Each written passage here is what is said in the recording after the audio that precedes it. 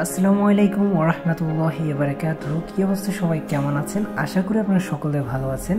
নিয়ে আসলাম আপনাদের সবার প্রিয় গল্প কি ছিল আমার অপরাধ, গল্পের পার্ট 4। গত ভিডিওতে আপনারা অনেক বেশি রেসপন্স করছেন, অনেক অনেক শুকরিয়া আপনাদের প্রতি। আর আপনারা সবাই যারা নতুন আছেন তারা এখনই চ্যানেলটি সাবস্ক্রাইব করে রাখুন, কারণ আমরা আরও অনেক সুন্দর সুন্দর গল্প নিয়ে আসব। তো চলুন আর দেরি না করে এখনই শুরু করে দেওয়া যাক আমাদের আজকের ভিডিও। আসলে আমার পরীক্ষা খারাপ হয়েছে, আমার বড় ভাই আমাকে অনেক মারে, তাই আমি বাসা থেকে বের হয়ে চলে এসেছি। অনন্যা তখন বলে উঠল, তুমি মিথ্যা কেন বলছো? অনন্যার কথা শুনে আমি কিছুটা ঘাবড়ে গেলাম, তবুও বললাম, কই আমি কি মিথ্যা কথা বললাম? অনন্যা তখন বলল, তো তাহলে তোতলাচ্ছ কেন? সাজিদ কিছু না বলে নিচের দিকে তাকিয়ে আছে। অনন্যা বলল, উত্তর দাও না কেন? আর কালকে রাত্রে কার সাথে কথা বলেছিলে? কিসের বা আপদ নিয়ে বাড়ি থেকে বের হয়ে এসেছো? আমি তো অনন্যার দিকে তাকিয়ে এক দৃষ্টিতে তাকিয়ে আছি, আর ভাবতে থাকি কিভাবে জানলো না ওদেরকে মিথ্যা বলা যাবে না, সত্যটা বলতে হবে। আমি না হয় ওদের সাথে আমার ঘটনাগুলো শেয়ার করতে পারি আর নিজের কষ্টটা অনেকটা হালকা করতে পারি। তাই আমি ওদের সব কিছু বললাম, বাসা থেকে শুরু করে এখানে আসা পর্যন্ত। বলার পরে খেয়াল করলাম ওনাদের চোখে পানি, তাই আমি আবারও নিচের দিকে তাকালাম। আয়মান সাহেব বলে উঠল, সকলে নিচে চলো। সাজি তুমি ফ্রেশ হয়ে নিচে আসো নাস্তা করতে। তারপর সকালে নিচে চলে গেলাম, আর আমিও আঙ্কেলের কথা মতো নিচে নাস্তা করতে আসলাম। এসে দেখি তারা আমার জন্য না খেয়ে ওয়েট করছে। আমি আসা মাত্র আঙ্কেল আমাকে বসতে বলল, আমি মাথা নাড়িয়ে বসতে লাগলাম।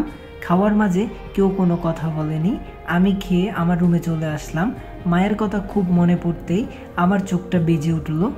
এমন সময় খেয়াল করলাম আমার রুমে কেউ একজন আসলো। আমি চোখ মোছার আগে চলে আসলো, দেখি অনন্যা। আমাকে দেখে বলে উঠল, আবারও কান্না করছো কেন? সাজিদ তখন বলল, মায়ের কথা খুব মনে পড়ছিল। আচ্ছা বাদ দাও। অনন্যা তখন বলল, শোনো আমি তোমার সাথে যা করেছি তার জন্য সরি। সাজিদ তখন বলল, আরে না, আমি কিছু মনে করিনি। তার কিছুক্ষণ পরে লাখিও আমার রুমে আসলো। তাদের সাথে গল্প করতে 12টা বেজে গেছে, তা খেয়াল করিনি। তারপর তারা সেখান থেকে চলে যায়, আর আমি চলে গেলাম গোসল করতে। গোসল করে আসলাম, দেখি আজান দিচ্ছে, তাই আর দেরি না করে নামাজটা পড়ে নিলাম। তারপর দেখি একজন লোক এসে বলল, আঙ্কেল তোমাকে নিচে খেতে ডাকছে। তাই আমি আর দেরি না করে নিচে গেলাম। আমি আসা মাত্র আঙ্কেল আবার আমাকে বসতে বলল, তাই আমি বসে পড়লাম এবং লাঞ্চ শেষ করে তারপর আমি আমার রুমে চলে আসি। অন্যদিকে লাকিরা তাদের বাসায় চলে গেল। আমার শরীরটাও খুব খারাপ থাকায় আমি ঘুমিয়ে পড়লাম। বিকেলে ঘুম ভাঙলো, কিছুক্ষণ পরে অনন্যা আসলো আর আমাকে বলল, তোমার শরীর কেমন লাগছে? সাজিদ বলল, এই তো ভালো। অনন্যা বলল, আচ্ছা ছাদে চলো, ছাদে গেলে তোমার ভালো লাগবে। সাজিদ বলল, আচ্ছা ঠিক আছে। তারপর আমি আর অনন্যা ছাদে গেলাম। ছাদ দেখে আমি অবাক, ছোট একটা বাগান বললেও ভুল হবে না। আমার কিছু প্রিয় ফুলও আছে এখানে। মাঝখানে একটা দোলনা এবং এক পাশে একটা বসার স্থান আছে। অনন্যা বলে উঠল, চলো আমরা ওইখানে গিয়ে বসি। সাজিদ বলল, চলো। আমি আর অনন্যা কথা বলছি, বিকালটা খুব ভালোই লাগছে, তবুও কেন যেন শূন্যতা অনুভব করলাম। কথায় আছে না, স্মৃতি মানুষকে কুড়ে খায়। আগে বিকেলে সন্ধ্যায় কত ছাদে উঠেছি। অনন্যা তখন বলে উঠল, কি ভাবছো? সাজিদ তখন কথা একটু ঘুরিয়ে বলল, দেখো সূর্যটা কত সুন্দর লাগছে এই অপরূপ বিকেলে। পশ্চিমে আকাশে সূর্যটা প্রকৃতিতে দিয়েছে এক মনোমুগ্ধকর ছোঁয়া। এর মাঝে সৌন্দর্য বাড়িয়েছে সূর্যের উপরে থাকা এক ঝাঁক পাখি। অনন্যার সাথে আরো কিছুক্ষণ গল্প করলাম। তখন অনন্যা বলল, নিচে চলো, সন্ধ্যা হয়ে গেছে। দেখতে দেখতে 1 সপ্তাহ চলে গেল। এই কয়দিনে আমি অনেকটাই সুস্থ হয়ে গেলাম এবং অনন্যার সাথে অনেকটাই ফ্রি হয়ে গিয়েছি। 1 সপ্তাহ পরে আঙ্কেল বলল, তোমাকে অনন্যার সাথে একই কলেজে ভর্তি করে দিব। আর তোমার ভালো ড্রেস নেই, তাই অনন্যার সাথে আজকে শপিংয়ে যাবে। সাজি তখন মাথা নাড়িয়ে হ্যাঁ জানালো। অনন্যা তখন বলে উঠলো, চলো এখনই যাই। সাজিদ বলল, আচ্ছা ঠিক আছে চলেন। তারপর আমি আর অনন্যা গাড়ির কাছে গেলাম। আমি যেহেতু ড্রাইভিং পারি, তাই আর ড্রাইভারকে নিতে হলো না। তাই আমি আর অনন্যা মার্কেটে চলে গেলাম আর অনন্যার পছন্দ মতো ড্রেস কিনলাম। কিনা শেষে অনন্যা আমাকে একটা মোবাইল দোকানে নিয়ে গেল। ওইখানে গিয়ে আমার জন্য একটা মোবাইল কিনলো। মার্কেট করতে করতে দুপুর হয়ে গেল, তাই আমরা একটু রেস্টুরেন্টে গিয়ে খাওয়া দাওয়াটা শেষ করলাম। তারপর সেইখান থেকে খাওয়া দাওয়া শেষ করে চলে আসলাম। বাসায় এসেই গিয়ে ফ্রেশ হয়ে ঘুমিয়ে গেলাম। বিকেলে অনন্যা এসে আমাকে ডেকে তুললো আর বলল, তার বাবা নাকি ডাকছে। আমি ফ্রেশ হয়ে নিচে গেলাম। নিচে গিয়ে দেখি আঙ্কেল বসে আছে। তখন বললেন, তুমি আর অনন্যা কোথাও থেকে ঘুরে আসো।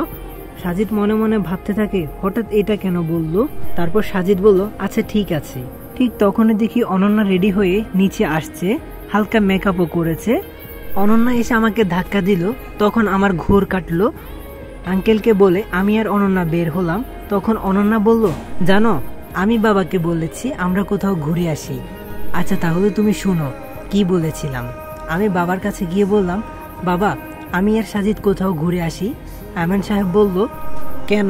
অনন্যা বলল, বাবা আসলে সাজিদ তো এখনো এখানে কিছু চেনে না, তাই ওরে নিয়ে ঘুরে আসি, আর ওর মনটাও ভালো লাগবে। আয়মান সাহেব বলল, সাজিদ কি যাবে? অনন্যা বলল, বাবা তুমি বললে ও না করতে পারবে না। আয়মান সাহেব বলল, আচ্ছা ঠিক আছে তাহলে আমি বলবো। অনন্যা বলল, ওকে বাবা। সাজিদ এই সকল কথা শুনে বলল, তুমি আমাকে কেন নিয়ে আসলে? অনন্যা বলল, এমনি এনেছি। তারপর আমরা কথা বলতে বলতে গাড়ির কাছাকাছি চলে আসলাম, কিন্তু অনন্যা বলল আমি রিক্সায় যাব। আমি কিছু না বলে অনন্যার কথা মতো রিক্সা খুঁজলাম। রিক্সা আসলে অনন্যা একটা ঠিকানা বলল, ঠিকানা অনুযায়ী রিক্সা সেইখানে গেল। যাওয়ার সময় আমি ওর কাছ থেকে একটু দূরে সরে বসলাম। অনন্যা তখন বলল, এত দূরে বসছো কেন? সাজিদ বলল, না আমি ঠিক আছি। অনন্যা বলল, বেশি কথা বলো কেন, একটু এদিকে আসো। আমি অনন্যার কথা অনুযায়ী একটু এদিকে চেপে বসলাম। কথা বলতে বলতে রিক্সা তার গন্তব্যস্থানে আসলো। এসে বুঝতে পারলাম আমরা একটা পার্কে এসেছি। তখন অনন্যা বলল, নিচে নামো, আমরা চলে এসেছি। আমি নেমে পড়লাম। ভাড়া দিয়ে আমি আর অনন্যা পার্কে প্রবেশ করলাম। পার্কে গিয়ে দেখি সবাই জোড়া জোড়া বসে আছে। আমি আর অনন্যা একটা জায়গা গিয়ে বসলাম, আর অনন্যার সাথে কথা বলতে বলতে মনটা ভালো লাগলো। তারপর সেইখানে অনেকক্ষণ সময় কাটিয়ে চলে আসলাম বাসায়। পরের দিন আঙ্কেল বলল, তো গাইস ভিডিওটি কেমন লাগলো অবশ্যই কমেন্ট করে জানাবেন। আর যদি ভালো লেগে থাকে তাহলে এখনই চ্যানেলটি সাবস্ক্রাইব করে রাখুন। আরও নতুন নতুন গল্প আসবে ইনশাল্লাহ। তো আমার জন্য সবাই দোয়া করবেন। আর আপনারা তো কমেন্টে বোম ফাটাই দিয়েছেন, আপনারা আপনাদের চ্যালেঞ্জ কমপ্লিট করছেন, আমিও না দিতে পারলাম না। আচ্ছা আপনারা 20 মিনিটের কি ভিডিও চান? যদি চান তাহলে একটু জানাতে পারেন। আর যদি প্রতিদিন আপনারা ভিডিও চান তাহলে আপনাদেরকে একটা কথাই বলবো, আজকের ভিডিওতে আপনারা সর্বোচ্চ লাইক কমেন্ট করে দিবেন। আর যারা নতুন আছেন তারা প্লিজ এখনই তাড়াতাড়ি চ্যানেলটি সাবস্ক্রাইব করে রাখুন। তো ততক্ষণ পর্যন্ত সবাই ভালো থাকবেন, সুস্থ থাকবেন। খোদা হাফেজ।